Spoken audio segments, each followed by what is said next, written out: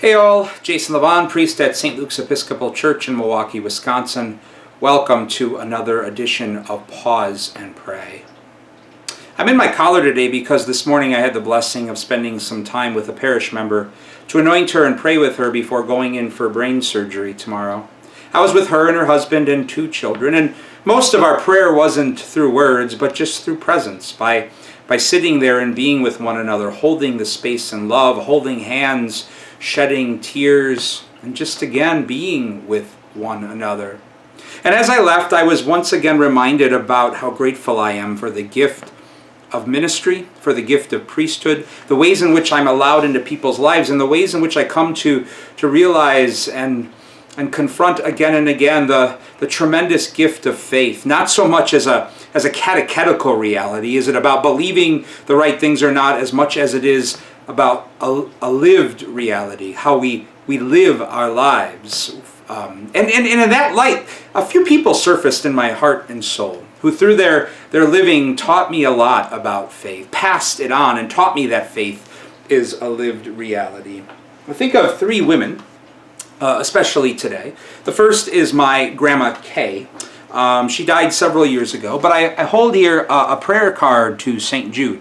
When I was 5 years old, my Grandma Kay gave me this prayer card. It was her attempt to teach me how to pray. Now, I didn't understand many of the words on the back of the card, but I cherished it because it was a gift from her. I still have it, and I hold it near and dear to my heart 37 years later.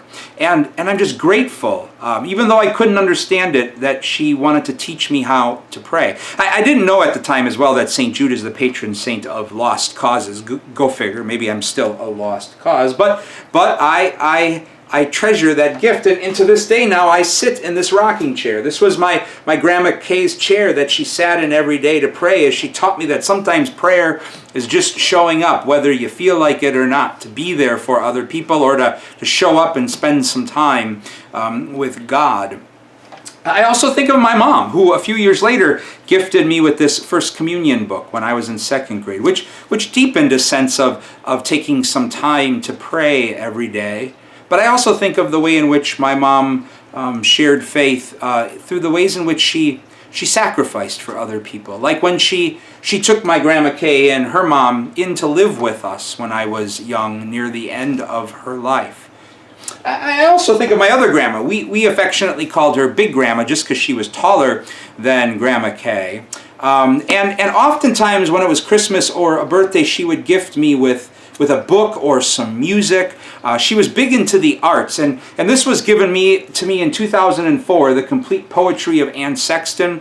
I know that because she always wrote a little note in the book, just encouraging me to savor the gift of life through things like good art and music or literature or poetry.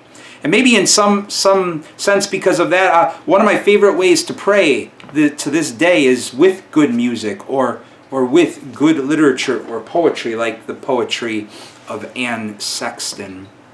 And I'm grateful to my grandmas and mom for the way in which they taught me that faith is primarily a lived reality, and as such, it can and is shared in and through our lives with one another. I think of all of that because the second reading from today's daily office comes from the beginning of the 2nd letter to Timothy, written in the tradition of Paul. And one of the gifts the letter celebrates right at the beginning for Timothy is the gift that the faith he's living out first lived in people who went before him and were able to share it with him. The letter celebrates that the gift of faith that lives in Timothy first was alive in his grandmother Lois and now in his mother Eunice. And it's because of that it was able to be shared with Timothy.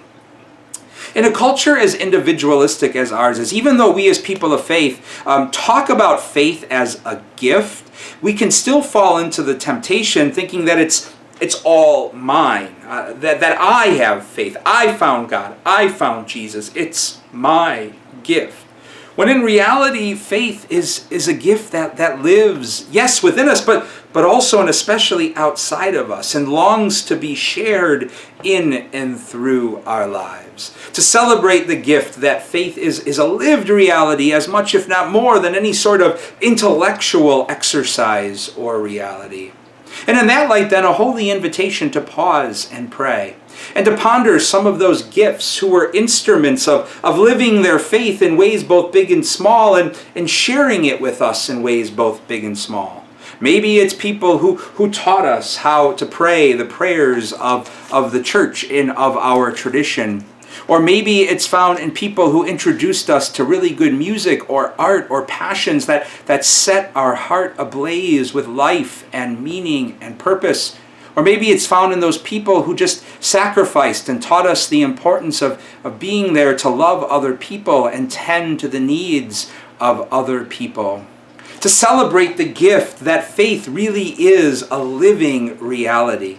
To open our lives to that living reality. And also to dare to try, as best as we can, to share some of that lived faith with others. God's peace and blessings to you all.